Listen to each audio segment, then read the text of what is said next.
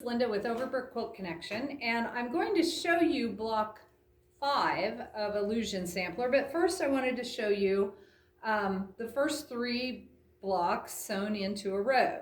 And I would encourage you to go ahead and sew your first 3 blocks into a row, just so you can get excited about how it's going to come together, and it's going to feel like you're making wonderful progress that way.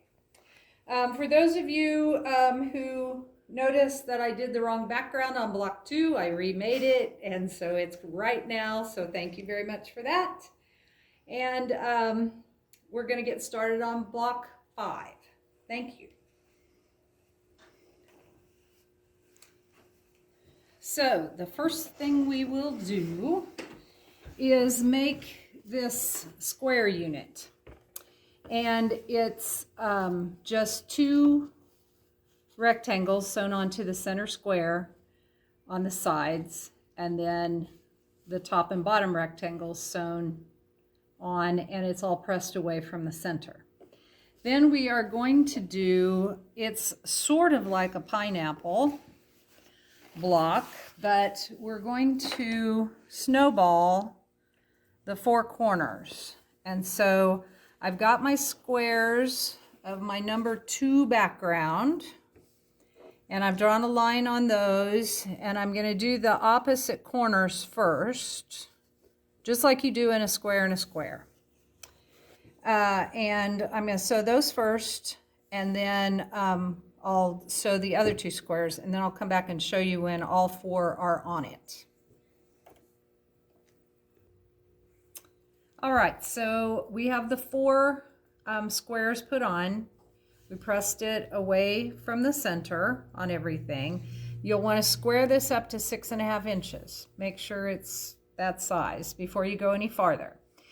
Now, as you can see, it looks like then we've done 2 square and a squares, because these were the strips we originally sewed on, and then these are the ones we just sewed on again. And so it looks like we did 3 rounds when in fact we just did 1 round of, well, anyhow, you know what I mean. So the next step is we're going to add 2 6.5 inch strips to the sides. And then we'll add, let me see, I think those are 8.5, maybe 9.5. So so I'll finish sewing all that on, and then we'll come back and show you the next step again. I have the next ring put on, and this block at this point should measure 9.5 inches, and you need to make sure it does before you go any farther. And this time we're going to snowball the corners again, just like we did before, but this time they're not going to overlap in the center like they did here. So they'll just all go on, and you can just zoom around from corner to corner.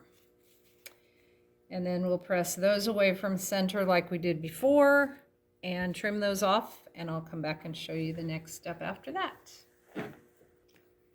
All right, I have the corners sewn on. Again, you can see we pressed it away. This seam should come pretty close to where your stitches in your corner seams cross again. And so again, your square should be 9.5 inches at this point, and make sure that it is before you go farther. So again, we're going to do another round of colors. So we'll sew 9.5 inch strips to either side, and then 12.5 inch strips to either end. And then we will do 1 more round of corners, just like we have done twice already. So when we're done with all of it, we'll come back and show you the finished 12.5 inch part of the block. Ready. Okay, we have this is the 12.5 inch block completed. So as you can see, we put another round of colors and another round of background. So this is kind of a modified pineapple block, if you will. And so then the next thing we're going to work on is the accents, and we're doing quarter square triangles again, and we have done those before, so I'm not going to show you how to make those again, but I want to tell you, you may, if you kept some of the leftover triangles from before, you may be able to reuse some of those.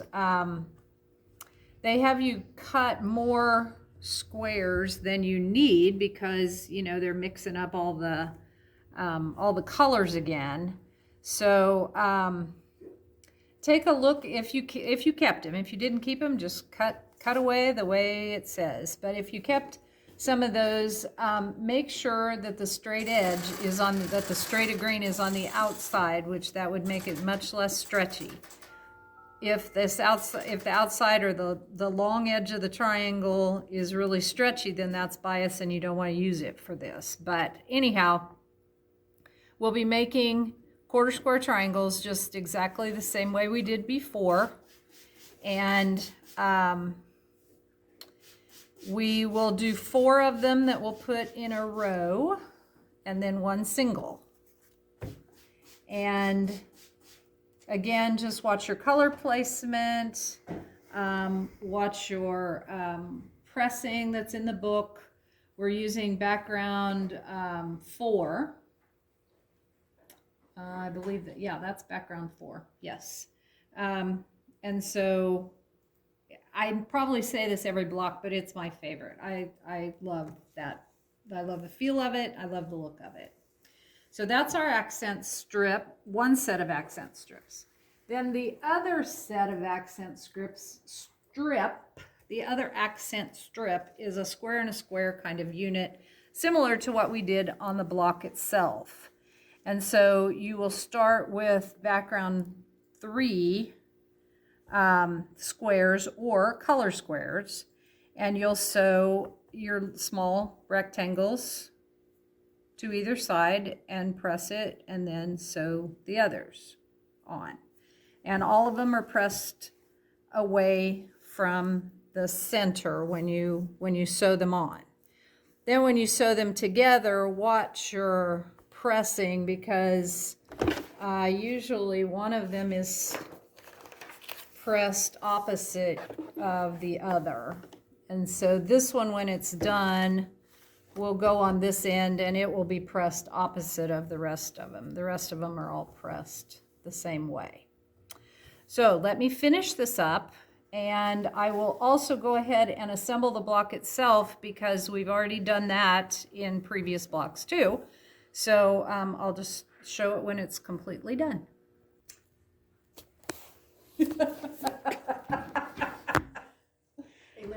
We need okay. one of those lights on my head when we're filming. Yeah, on air.